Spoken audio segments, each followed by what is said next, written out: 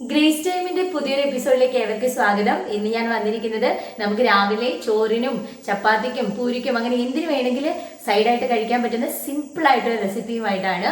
ഇത് നിങ്ങൾ പലതരത്തിൽ ട്രൈ ചെയ്തിട്ടുണ്ടാവും, പക്ഷെ ഈ ഒരു മെത്തേഡിൽ എന്തായാലും ട്രൈ ചെയ്ത് നോക്കണം. കാരണം ഇതില് ഒരു രുചിക്കൂട്ട് സ്പെഷ്യൽ ആയിട്ട് നമ്മൾ ആഡ് ചെയ്യുന്നുണ്ട്. അതാണ് ഇതിനെ സ്പെഷ്യൽ ആക്കുന്നത്. അപ്പൊ ഞാൻ ഇന്ന് തയ്യാറാക്കുന്നത് ഗ്രീൻ പീസിന്റെ ഒരു ചായക്കട റെസ്റ്റോറന്റ് അല്ലെങ്കിൽ ഒരു നൊസ്റ്റാൾജിക് ടേസ്റ്റ് എന്നൊക്കെ പറയില്ലേ, അതുപോലത്തെ ഒരു റെസിപ്പിയാണ്. വളരെ സിമ്പിളാണ്. ഇതുപോലെ തിക്കായിട്ട് വളരെ ടേസ്റ്റോട് കൂടി നമുക്ക് എന്തിനു വേണമെങ്കിലും കഴിക്കാൻ പറ്റുന്ന നല്ല കുറുകിയ അടിപൊളി റെസിപ്പി. അപ്പൊ നമുക്ക് വീഡിയോയിലേക്ക് പോയിട്ട് വരാം. അതിനു മുമ്പ് നമ്മുടെ ചാനൽ ആദ്യമായിട്ട് കാണുന്ന ആരെങ്കിലും ഉണ്ടെങ്കിൽ ഇഷ്ടപ്പെടുകയാണെങ്കിൽ ഒന്ന് സബ്സ്ക്രൈബ് ചെയ്യാനും അതിന് ഓൾ എന്നുള്ള ഓപ്ഷൻ ഒന്ന് പ്രസ് ചെയ്യാനും അതുപോലെ മറ്റുള്ളവരിലേക്ക് ഷെയർ ചെയ്യാനും മറക്കല്ലേ. വീഡിയോയിലേക്ക് പോയിട്ട് വരാം. കറി തയ്യാറാക്കാനായി ഞാനിവിടെ 1 ഗ്ലാസ് അളവിലാണ് ഗ്രീൻ പീസ് എടുത്തിരിക്കുന്നത്. അത് ഓവർനൈറ്റ് വെള്ളത്തിൽ ഇട്ട് കുതിർത്തി എടുത്തിട്ടുണ്ട്. അപ്പോൾ നമുക്ക് രാവിലെയാണ് വെക്കുന്നതെങ്കിൽ രാത്രി കുതിർത്തി എടുത്തിട്ട് വെക്കുകയാണെങ്കിലാണ് നമുക്ക് പെട്ടെന്ന് ചെയ്തെടുക്കാൻ പറ്റുക. അപ്പോൾ അത് ഞാനൊരു കുക്കറിലേക്ക് ഇട്ട് കൊടുക്കുന്നുണ്ട്. അപ്പോൾ നമുക്ക് കുതിർത്ത് എടുക്കാനായിട്ട് മറന്നു പോയിട്ടുണ്ടെങ്കിൽ ഒരല്പം ചൂടുവെള്ളത്തിലൊക്കെ കുറച്ച് നേരം ഇട്ടാലും ഇതുപോലെ കുതിർന്ന് കിട്ടും. എന്നാലും ഓവർനൈറ്റ് ചെയ്യുന്നത് തന്നെയായിരിക്കും നല്ലത്. ഇനി നമുക്ക് ഇതിലേക്ക് ചേർത്ത് കൊടുക്കേണ്ടത് ഒരല്പം മഞ്ഞൾപ്പൊടിയും ആവശ്യത്തിന് ഉപ്പുമാണ്. അപ്പോൾ ഇതിലേക്ക് ആവശ്യമുള്ള ഉപ്പ് ചേർത്ത് കൊടുക്കുന്നുണ്ട്. അതോടൊപ്പം ഒരു 1/4 ടീസ്പൂൺ മഞ്ഞൾപ്പൊടിയും ചേർത്തിട്ടാണ് നമ്മളിത് ഒന്ന് വേവിച്ചെടുക്കുന്നത്. അപ്പോൾ ഇതിലേക്ക് ഇനി ചേർത്ത് കൊടുക്കേണ്ടത് നമ്മുടെ ഗ്രീൻ പീസിൻ്റെ മുകളിൽ നിൽക്കാൻ ഉള്ള പാകത്തിനുള്ള വെള്ളവും ചേർത്ത് നമുക്ക് കുക്കർ അടച്ച് ഒരു 5 വിസിൽ അടുപ്പിച്ചെടുക്കാം. അതിപ്പോൾ നമ്മുടെ ഓരോരുത്തരുടെയും കുക്കറിൻ്റെ രീതി അനുസരിച്ച് നിങ്ങൾ ആ വിസിലിൻ്റെ എണ്ണമൊക്കെ ഒന്ന് ക്രമീകരിക്കുക. കാരണം നന്നായി വെന്ത് വരുമ്പോഴാണ് ഗ്രീൻ പീസ് കറി നല്ല തിക്കായിട്ട് കിട്ടുന്നത്. അപ്പോൾ നമ്മുടെ വിസിലൊക്കെ വരുന്ന സമയം കൊണ്ട് നമുക്ക് ബാക്കിയുള്ള കാര്യങ്ങളും കൂടെ ചെയ്തെടുക്കാം. അടുപ്പത്ത് ഒരു പാത്രം വെച്ച് കൊടുത്തിട്ടുണ്ട്. അതിലേക്ക് എണ്ണ ചേർത്തു. ഇനി അതിലേക്ക് നമ്മൾ ചേർത്ത് കൊടുക്കുന്നത് ഒരു മീഡിയം സൈസിലുള്ള 1 സവോള കട്ട് ചെയ്തതാണ്. ഇപ്പോൾ നമ്മൾ എടുക്കുന്ന സവോള ചെറുതാണെങ്കിൽ അത് 1.5 എണ്ണം എടുക്കുക. ഒപ്പം പച്ചമുളകാണ് ചേർത്ത് കൊടുക്കുന്നത്. നമുക്ക് എരിവിന് ആവശ്യമായുള്ള പച്ചമുളക് ഈ സമയത്ത് ചേർത്ത് കൊടുക്കാം. കാരണം നമ്മൾ ഇതിലേക്ക് മുളക് പൊടിയൊന്നും ചേർക്കുന്നില്ല. ആവശ്യത്തിന് കറിവേപ്പിലയും അതോടൊപ്പം ജിഞ്ചർ ഗാർലിക് പേസ്റ്റുമാണ് ചേർക്കേണ്ടത്. ഇവിടെ പേസ്റ്റിന് പകരം ഞാനൊന്ന് കുത്തിയെടുത്തിട്ടുണ്ട്. അപ്പോൾ വെളുത്തുള്ളിയും ഇഞ്ചിയും കുത്തിയെടുത്തതും കൂടെ ചേർത്ത് ഒന്ന് വഴറ്റിയെടുക്കുക.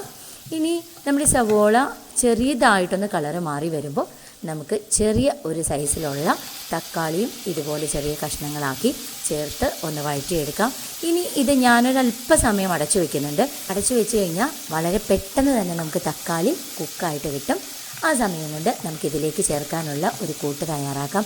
അതിനുവേണ്ടി ഞാൻ 1 കപ്പ് നാളികേരം ചിരകിയതെടുത്തിട്ടുണ്ട്.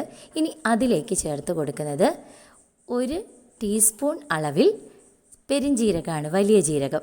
ശരിക്കും പറഞ്ഞാൽ നമ്മുടെ ഗ്രീൻ പീസ് കറിയുടെ ആ ടേസ്റ്റ് കൂട്ടുന്നത് ഈ ഒരു കൂട്ട് തന്നെയാണ് കേട്ടോ. നിങ്ങൾ ഇതുവരെ ട്രൈ ചെയ്തില്ലെങ്കിൽ എന്തായാലും ട്രൈ ചെയ്ത് നോക്കണം. നമ്മൾ എത്രത്തോളം ഗരം മസാല ചേർത്ത് കൊടുത്താലും ഈ ഒരു ടേസ്റ്റ് നമുക്ക് കിട്ടില്ല കേട്ടോ. അതൊരു പേസ്റ്റ് പരുവത്തിൽ അരച്ച് വരാം. ഇതാ നമ്മുടെ കുക്കർ തുറന്ന് നോക്കിയപ്പോൾ ഈ ഒരു പരുവത്തിൽ നമ്മുടെ ഗ്രീൻ പീസ് പാകമായിട്ടുണ്ട്. ഇനി നമുക്ക് അടുപ്പിൽ പാകമായ കൂട്ടിലേക്ക് ഇതൊന്ന് ചേർത്ത് കൊടുക്കാം. ഇനി ഗ്രീൻ പീസ് ആയതുകൊണ്ട് തന്നെ വെന്ത് കുറുകി വരുമ്പോൾ നമുക്കിങ്ങനെ തിക്കായിട്ട് വരും കേട്ടോ. അതിന് പ്രത്യേകിച്ച് വേറെ ഒന്നും ചേർത്ത് കൊടുക്കേണ്ട കാര്യമില്ല. ഈ സമയത്ത് നിങ്ങൾക്ക് ആവശ്യമായ ഉപ്പ് കറിയിലുണ്ടോ എന്ന് നോക്കേണ്ടതാണ്. ഇപ്പോൾ നമ്മൾ ആദ്യം ചേർത്ത് കൊടുക്കുന്നുണ്ട് ഉപ്പ്. അതുകൊണ്ട് തന്നെ ഇനി നോക്കി ആവശ്യമുണ്ടെങ്കിൽ മാത്രമാണ് ആഡ് ചെയ്ത് കൊടുക്കേണ്ടത്. ഇനി നന്നായിട്ടൊന്ന് തിളച്ച് വരുമ്പോൾ ഇതിലേക്ക് ഒരു ടീസ്പൂൺ അളവിലേക്ക് ഞാൻ മല്ലിപ്പൊടിയാണ് ചേർത്ത് കൊടുക്കുന്നത്. മല്ലിപ്പൊടി നമ്മുടെ കയ്യിലൊന്ന് ചൂടാക്കി വെച്ചിരിക്കുന്ന മല്ലിപ്പൊടിയാണ് കേട്ടോ. അതുകൊണ്ടാണ് ഈ ഒരു സമയത്ത് ചേർത്ത് കൊടുക്കുന്നത്.